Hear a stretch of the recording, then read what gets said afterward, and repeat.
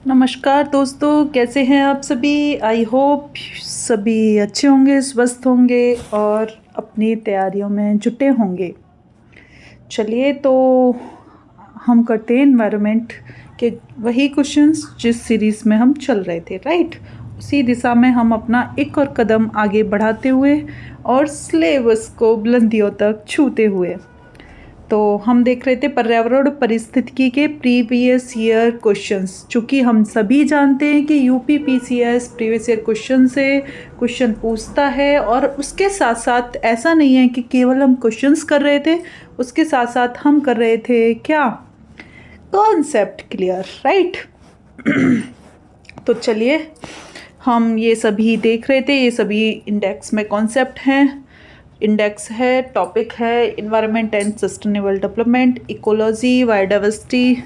तो हमने काफ़ी क्वेश्चंस इसमें कर लिए थे। इस हम लेक्चर 1 और लेक्चर 2 ले चुके हैं। तो इसी के साथ हम देखेंगे लेक्चर 3। लेक्चर 1 में हमने, एक बार मैं रिकॉल करा देती हूँ क्या किया था। लेक्चर 1 में हमने किया था इन्वायरमेंट से हम समझे थे, परिचित हुए थे, जाने थे कि पर्यावरण होता क्या है। उसमें हमने देखा था कि नेक्स्ट, इसके बाद हमने लेक्चर 2 में देखा था sustainable development and water cycle और कार्बन साइकिल। बहुत अच्छे से, बहुत प्यार से समझाया है, कॉन्सेप्ट क्लियर कराया है, साथ साथ उसके बाद क्वेश्चंस भी कराए, बहुत अच्छे अच्छे क्वेश्चंस। उसके बाद हमने एनवायरनमेंट से क्वेश्चंस किए थे। आज हम करेंगे एनवायरनमेंट सेफ्टी, कि पर्यावरण को यदि कोई कंट्री नुकसान पहुंचाता है तो उसके पास हमारे लिए क्या क्या प्रोविज़न है, राइट। तो पर्यावरण की सुरक्षा हम कैसे कर सकते हैं, क्या कोई लीगल लॉज हैं? तो बिल्कुल हाँ है ना, क्यों नहीं है। अगर हमारे पर्यावरण को कोई नुकसान पहुंचाएगा तो ऐसा हो सकता है भला कि उसके लिए हमारे पास कोई लीगल लॉस नहीं होंगे। ये देखते हैं हमारे पास इससे रिलेटेड क्या क्या हैं कानून, ठीक है। तो धारणीय विकास और कागज के थैलों का प्रयोग पर्यावरणीय सुरक्षा के सकारात्मक पहलू से संबंधित है।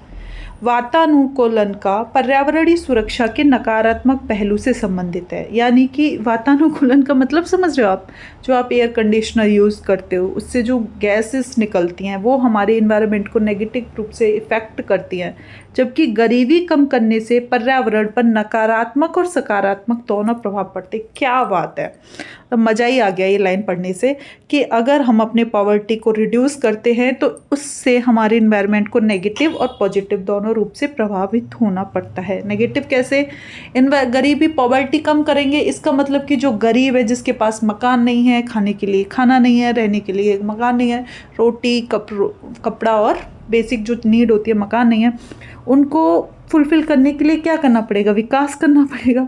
गरीबों को घर देने के लिए और पेड़ काटो और उनको घर बनाओ।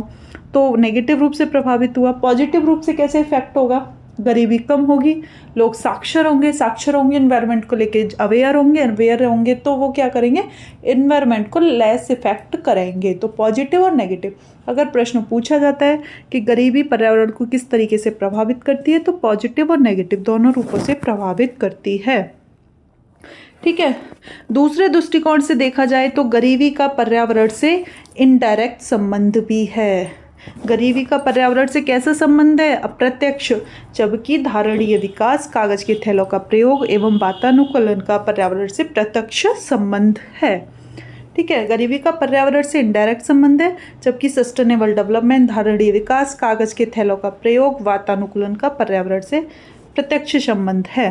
वहीं दूसरी ओर प्राकृतिक आवासों का विनाश, जैव विविधता की हानि या प्राकृतिक संसाधनों के क्षरण होने से पर्यावरण को होने वाले नुकसान को अपकर्ष कहते हैं, एनवायरमेंट डिग्रेडेशन कहते हैं। अपक्षय चट्टानों की टूट फूट की वह प्रक्रिया है जिसके अंतर्गत चट्टानें विघटन तथा वियोजन के द्वारा ढीली पड़कर एवं विदीर्ण होकर अपने स्थान पर बिखर जाती है। यानी कि अपक्षय की बात कर रहा है, वेदरिंग की बात कर रहा है। तो चट्टानों की टूट फूट की वह प्रोसेस जिसके द्वारा चट्टानें क्या हो जाती हैं, टूट फूट के कारण ढीली पड़ जाती है और बिखर जाती हैं। उल्लेखनीय है कि पर्यावरण की सुरक्षा हेतु धारणीय विकास एक उपयोगी युक्ति है। अतः धारणीय विकास एवं पर्यावरण सुरक्षा आपस में अंतर संबंध रखते हैं। सस्टेनेबल डेवलपमेंट और एनवायरनमेंट सेफ्टी आपस में क्या हैं, एक दूसरे के पूरक हैं, अंतर संबंधित है। ठीक है, अब इससे इन्वायरमेंट की सेफ्टी हमने समझा, इससे रिलेटेड क्या क्या प्रीवियस ईयर क्वेश्चन पूछे हैं और हम उनको करेंगे। ठीक है, चलिए आपके सामने हाजिर है प्रश्न नंबर 1। पर्यावरण अपकर्ष से अभिप्राय है, राइट। एनवायरमेंट डिग्रेडेशन से क्या अभिप्राय है?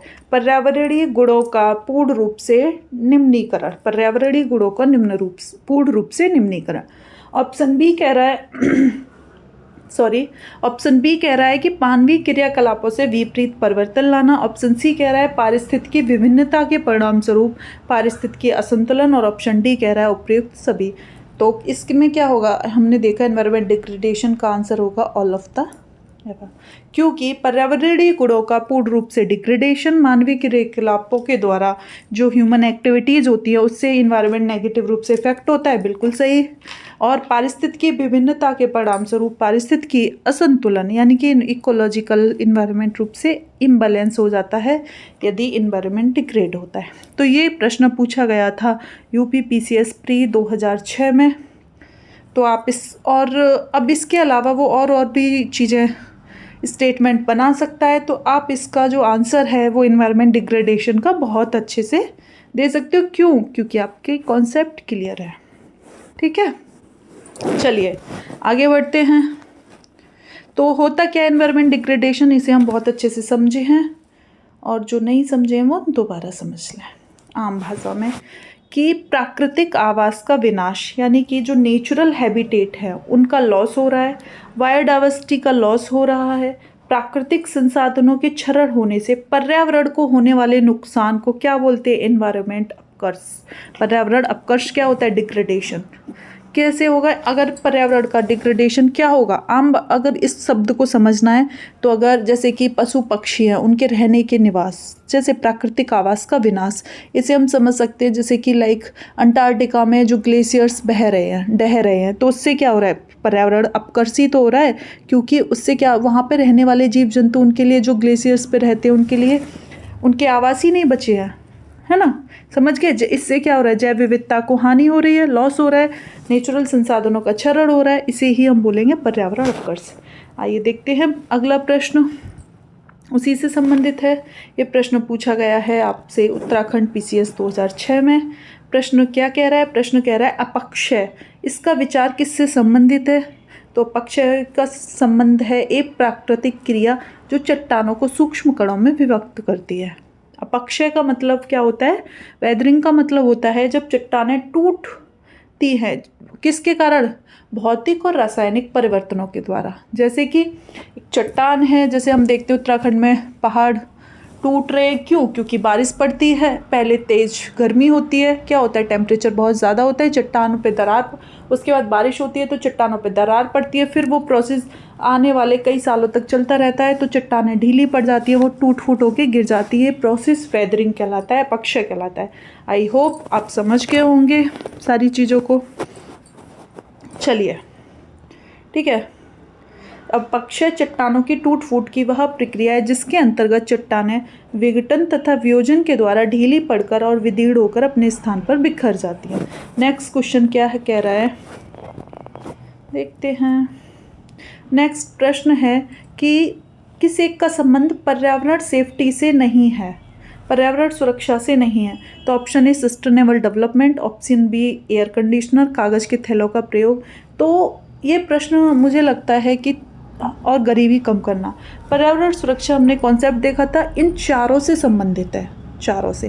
लेकिन इसमें आंसर बी इसलिए लगाया गया है क्योंकि अगर कहता इसमें एक शब्द की कमी है कि प्रत्यक्ष रूप से या अप्रत्यक्ष रूप से, तो प्रत्यक्ष रूप से पर्यावरण धारणीय विकास, वातानुकूलन, कागज़ के थैलों के प्रयोग तीनों से संबंधित है, और अप्रत्यक्ष रूप से गरीबी कम करने से संबंधित है। ठीक है, आप इस क्वेश्चन को इस तरीके से देख सकते हैं। अब मुझे लगता है कि आपको ये समझ में आ गया होगा।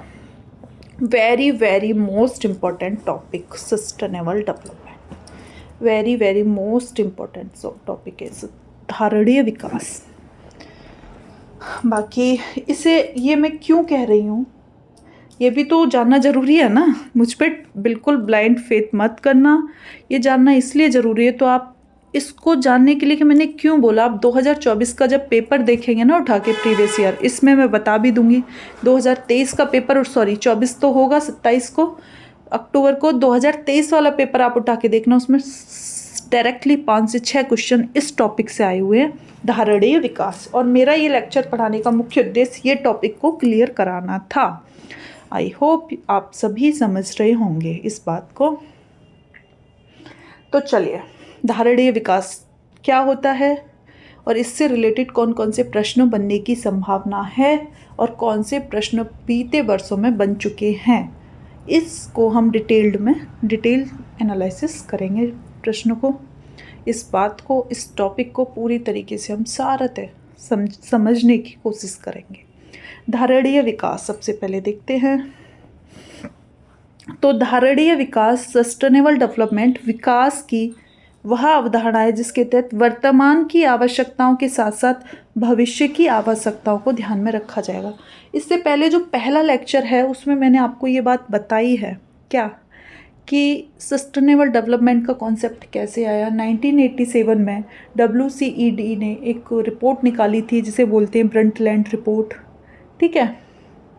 तो उसमें 1987 में ये सबसे पहले इस बात पे चर्चा हुई थी। फिर उसके बाद 92 में रियो अर्थ समिट हुआ था, ठीक है। रियो अर्थ सम्मेलन के बाद 1987 में 92 में रियो अर्थ समिट हुआ। फिर उसके बाद 2002 में जोहान्सबर्ग में एक सम्मेलन हुआ था, वहाँ पे सस्टेनेबल डेवलपमेंट, धारणीय विकास और सतत विकास को कॉन्सेप्ट रखा गया था। चलिए अब हम देखते हैं आगे और क्या क्या इसमें बातें कही गई थी। तो सतत विकास लक्ष्य SDG, सस्टेनेबल डेवलपमेंट गोल को 2015 में यूएनओ ने अपनाया था। सतत विकास जो लक्ष्य है, सस्टेनेबल डेवलपमेंट गोल्स, इनको 2015 में यूएनओ ने अपनाया था। धारणीय विकास की प्राप्ति हेतु विभिन्न प्रकार के लक्ष्य निर्धारित किए गए थे कि कैसे सतत विकास हो सकता है। इसके लिए बहुत सारे टारगेट्स बनाए थे जिन्हें 2030 तक प्राप्त करना था। और इन टारगेट, जब हम कोई टारगेट बनाते हैं ना तो उसकी पर्टिकुलर डेट रखते हैं कि इस डेट तक हमें ये अचीव करने ही करने हैं। तो उनकी जो 2015 में एक्सेप्ट किए थे और उनका जो टारगेट ईयर था 15 साल था कि 2030 में हमें इन्हें प्राप्त करना है। धारणीय विकास लक्ष्य या सतत विकास लक्ष्य को सर्वप्रथम 2012 में Rio+20 सम्मेलन या अर्थ शिखर सम्मेलन में 2012 में प्रस्तावित किया गया था। देखिए, ये बात चर्चा शुरू हुई थी 1987 में ब्रंटलैंड रिपोर्ट के साथ। फिर 92 में अर्थ समिट में इसको और एक बार दोहराया और उसके 10 साल बाद जोहान्सबर्ग में ये पहली बार शब्द इंट्रोड्यूस हुआ था सतत विकास का। 10 साल, उसके 2002 के 10 साल बाद Rio+20 यानी कि 2012 में क्या हुआ था, धारणीय विकास जो सस्टेनेबल डेवलपमेंट टारगेट्स थे उनको प्रस्तावित किया गया था और बोला गया था किसको, सतत विकास लक्ष्यों को। अब हम किसकी बात कर रहे हैं, सतत विकास लक्ष्यों को 2012 में क्या किया गया था, सतत विकास लक्ष्यों को प्रस्तावित किया गया था सर्वप्रथम 2012 में, ठीक है। क्या बोला गया था, बोला ये गया था कि ये 17 टारगेट्स हैं जो सस्टेनेबल डेवलपमेंट गोल्स हैं, ये 17 हैं और क्या क्या हैं हम इनको अब अच्छे से देखते हैं। और ये आए भी जाते हैं, इसलिए आपको ये याद रखने आपके लिए ज़रूरी है। तो sustainable development goal 1 SDG 1, sustainable development goal 1 कहता है पॉवर्टी की समाप्ति, गरीबी की समाप्ति। It means no poverty. सतत विकास लक्ष्य 1 कहता है कि हमें 2030 तक गरीबी को समाप्त करना है। कब तक, 2030 तक, ठीक है। हो गए क्लियर। 2012 में इस बात को ये पहली बार प्रस्तावित किए गए। 17 सतत विकास लक्ष्य रखे गए थे जिसमें SDG नंबर 1 क्या कहता है, नो पॉवर्टी। SDG नंबर 2 बोलता है हंगर, जीरो हंगर, हंगर से मुक्ति। SDG 2 कह रहा है कि जीरो हंगर, जीरो हंगर, यानी कि पहला कह रहा है कि हमें गरीबी से मुक्त होना है। सबसे बड़ा जो अभिशाप है वो गरीबी है, गरीब से मुक्त होना है। और गरीबी से कब मुक्त हो पाएंगे? जब गरीबी कब नहीं रहेगी, कब मानेंगे गरीबी नहीं है? जब एक भी व्यक्ति 0% भूखा नहीं रहेगा, तब हम मान लेंगे कि गरीबी नहीं है। तो SDG 2 क्या कह रहा है? SDG 2 कह रहा है जीरो हंगर। SDG 3 क्या कह रहा है? लोगों के लिए हेल्थ और आरोग्यता, यानी कि SDG गोल 3 कह रहा है हेल्थ की बात कर रहा है and wellbeing, health and wellbeing, यानी कि गरीब। SDG 1 ने बोला नो पॉवर्टी, SDG 2 बोल रहा है कि पॉवर्टी कब नहीं रहेगी? जब कोई भी व्यक्ति भूखा नहीं रहेगा। SDG 3 बोल रहा है गरीबी कब नहीं रहेगी? जब ना तो कोई भूखा रहेगा और ना ही कोई बीमार होगा, यानी कि सभी स्वस्थ रहेंगे। SDG 3 बोल रहा है ना कोई भूखा रहेगा ना कोई बीमार रहेगा। ठीक है, नेक्स्ट है SDG 4। SDG 4 कह रहा है एजुकेशन। कैसी एजुकेशन? केवल एजुकेशन की बात नहीं कर रहा है, ये बात कर रहा है क्वालिटी व एजुकेशन। केवल क्वांटिटी एजुकेशन नहीं कि आप पेपर्स में आप 10th पास हो गए, 12th पास हो गए और आपने ग्रेजुएशन कर ली। नो, क्वालिटी की बात कर रहा है, गुणवत्ता परक एजुकेशन की बात कर रहा है ये। यानी कि अगर आपने 10th सच में हासिल की है, 12th सच में हासिल की है, तो उसके लिए मेहनत की होगी। ठीक है, और आप 12th और ग्रेजुएशन करके एक अच्छे युवा, अच्छे ह्यूमैनिटी, अच्छे इंसान बन गए हो, जो कि अपनी कर्तव्यों के साथ साथ अपने पर्यावरण के प्रति, अपने परिवार के प्रति, अपने बुजुर्गों के प्रति, अपने राष्ट्र के प्रति सम्मान रखते हो। वो शिक्षा की बात कर रहा है। ठीक है, तो SDG 1 कहता है जीरो पॉवर्टी। ठीक है, नो पॉवर्टी, गरीबी नहीं रहेगी। SDG 2 कह रहा है गरीबी कब नहीं होगी? जब कोई व्यक्ति भूखा नहीं होगा। SDG 3 कह रहा है भूखा के साथ साथ सभी स्वस्थ रहेंगे, कोई बीमार नहीं होगा। SDG 4 कह रहा है भूखा भी नहीं होगा, बीमार भी नहीं होगा और एजुकेटेड होगा।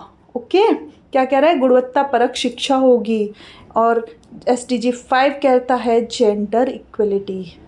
SDG 5 कहता है कि जेंडर इक्वलिटी,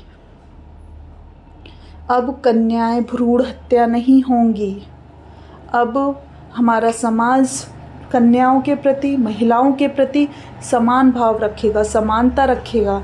अब सभी के लिए समान वेतन होगा, लैंगिक समानता, जेंडर इक्वलिटी की बात कर रहा है। ठीक है, इसका मतलब आप समझ रहे हो ना जेंडर इक्वलिटी, कि अगर परिवार में 2 पुरुष हैं 2 महिला हैं तो सभी कमाएंगे, सभी समान वेतन, अगर उनको और सबको समान वेतन दिया जाए, सबको समान दृष्टिकोण, सबको समान सम्मान। ऐसा नहीं है कि केवल पुरुषों को वरीयता दी जाएगी, महिलाओं को नहीं। तो लैंगिक समानता। और SDG 6 बोल रहा है कैसा? क्लीन वाटर एंड हाइजीन, स्वच्छता की बात करता है। SDG 6 किसकी बात करता है? SDG बात करता है क्लीन वाटर और सेफ्टी, स्वच्छता की बात करता है।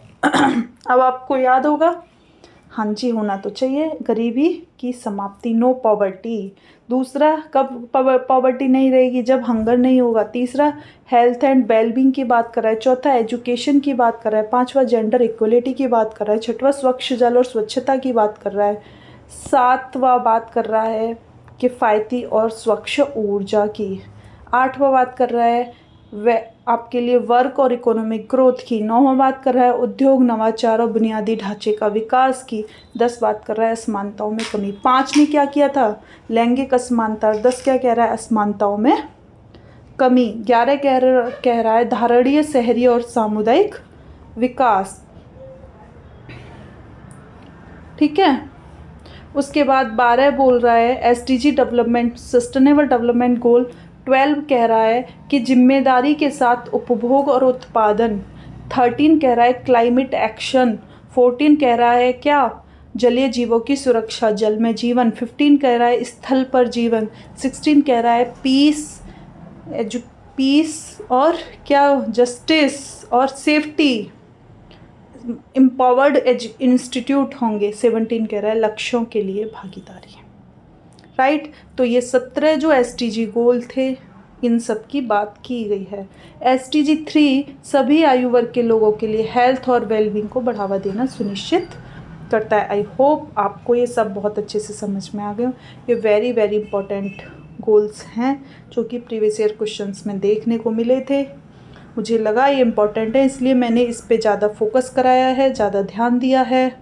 और आपको भी लगा होगा कि हाँ, अब आप एक काम करना, अगर मुझे थोड़ा भी मुझ पे विश्वास करते हो तो इन 17 है जो SDG गोल्स हैं, आप अपनी टेबल के आगे वॉल पे लिख के एक छोटी सी स्लिप में दीवार पे चिपका लेना। जागते, उठते, बैठते, सोते, चलते फिरते, खाते, घूमते, बैठते, इनको आप बार बार रिकॉल करना, तो ये आपके लिए बहुत हेल्पफुल रहेंगे। राइट, तो ये थे 17 विकास लक्ष्य। अब हम देखेंगे इससे रिलेटेड क्वेश्चंस, इंपॉर्टेंट क्वेश्चंस, केवल क्वेश्चन नहीं, इंपॉर्टेंट क्वेश्चंस। चलिए, प्रश्न नंबर 1 कहता है इससे रिलेटेड, प्रश्न 1 कहता है कि निम्नलिखित कथनों पर विचार कीजिए। निम्नलिखित कथनों पर विचार कीजिए कि सस्टेनेबल डेवलपमेंट गोल्स पहली बार 1972 में एक थिंक टैंक ने क्लब ऑफ रोम कहा जाता है प्रस्तावित किया था। क्या ये बात सही है? तो आप क्या बोलोगे? बिल्कुल सही नहीं है जी, क्योंकि हमने सस्टेनेबल डेवलपमेंट गोल SDG तो 2012 में आए हैं ना, जोहान्सबर्ग में, ये तब प्रस्तावित किए हैं। धारणीय विकास लक्ष्य 2030 तक प्राप्त किए जाने, ये बात एकदम सही है, क्योंकि हमने कॉन्सेप्ट को इतना पढ़ लिया है, तो अब हमें इसे रत्ती भर डाउट नहीं है इस प्रश्न में कि ये बात गलत भी हो सकती है। और ये प्रश्न IAS 2016 में पूछा गया था तब। अब ऐसा नहीं है कि प्रश्न टफ था, अब तो आपको भी पता है, तो UPPCS में भी पूछा जा सकता है। ठीक है, तो इसके लिए तैयार रहिए। इसका आंसर क्या होगा? केवल 2, क्योंकि आपको इसका आंसर पता है, तो आपको बिल्कुल भी इससे घबराना नहीं है, डरना नहीं है। तो सस्टेनेबल डेवलपमेंट गोल्स जो थे, इनको 2012 में रियो प्लस 20 सम्मेलन में प्रस्तावित किया गया था। धारणीय विकास की अवधारणा का मतलब ये है कि अपनी आवश्यकताओं को पूरी करने के साथ भविष्य की जो पीढ़ी है उसका ध्यान रखें और इन्हें 2030 तक प्राप्त करना है। रियो प्लस 20 2012 में इनको SDG गोल्स को लाया गया था। राइट, नेक्स्ट क्वेश्चन है, सतत विकास के निर्धारण के लिए किन सूचकांकों को आधार बनाया जाता है? पारिस्थितिकी, आर्थिकी, सामाजिक और सांस्कृतिक, सभी की बात की गई है ना, इकोलॉजी की बात की गई है, एनवायरनमेंट की, सोशल, सभी की बात की गई है, इसमें तो कोई डाउट ही नहीं है प्रश्न में। सतत विकास लक्ष्य 2017 के इंडेक्स में भारत की रैंकिंग। तो गाइस बता दूं मैं, फ्रेंड्स आपको बता दूं दोस्तों, ये करंट का प्रश्न है, आपको करंट में मिलेगा। तो आपको क्या याद रखना, सतत विकास लक्ष्य 2024 का पेपर है, तो 2024 का आया हो नया तो वो याद कर लेना, तो अदरवाइज़ 2023 का याद करके जाना कि सतत विकास लक्ष्य 2023 में क्या इंडेक्स रैंकिंग है। नेक्स्ट प्रश्न यही है कि कौन सा राज्य भारत के धारणीय विकास लक्ष्य सूचकांक 19-20 के शीर्ष 5 राज्यों की लिस्ट में नहीं है? करंट का क्वेश्चन है, फिर से करंट का क्वेश्चन याद करके जाना आप अभी का, क्योंकि ये 2019 का प्रश्न है। ठीक है,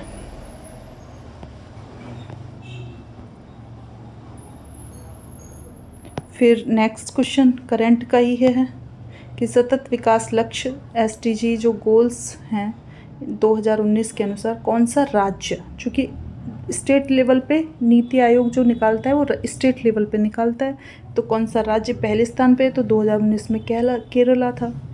ठीक है, इसका अर्थ क्या होता है? धारणीय कृषि, सस्टेनेबल एग्रीकल्चर का अर्थ होता है भूमि का इस प्रकार प्रयोग कि उसकी गुणवत्ता अक्षुण्ण बनी रहे, सस्टेनेबल एग्रीकल्चर। ये UPPCS प्री 2001 में पूछा गया था। वर्तमान में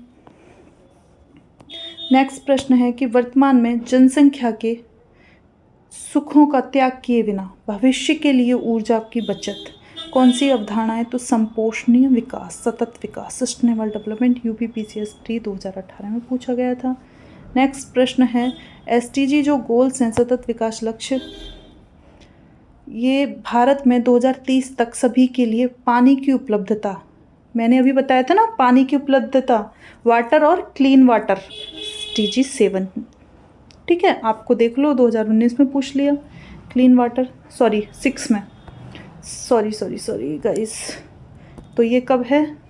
ये है 2000, वो क्लीन वाटर की बात करता है SDG 6, तो ये अच्छे से याद करने हैं SDG गोल्स, ठीक है। क्लीन वाटर की बात करता है SDG 6, ओके। नेक्स्ट प्रश्न, कौन सा भारत में सतत विकास लक्ष्यों के इम्प्लीमेंटेशन की नोडल एजेंसी है? तो अभी हमने देखा 2019 में फिर पूछ लिया गया सतत विकास से नीति आयोग, ठीक है। नेक्स्ट प्रश्न, भारत में कृषि के पर्यावरण अनुकूल दीर्घस्थ विकास के लिए कौन सी रणनीति सर्वश्रेष्ठ है? तो इसका आंसर होगा मिश्र शस्यन यानी कि मिश्र खेती, कार्बनिक खाद्यान्न, नाइट्रोजन, यौगिक कर पौधे और कीट प्रतिरोधी। तो आप परेशान ना हो, ये 90 IAS का प्रश्न है, IAS में पूछा गया था, ठीक है।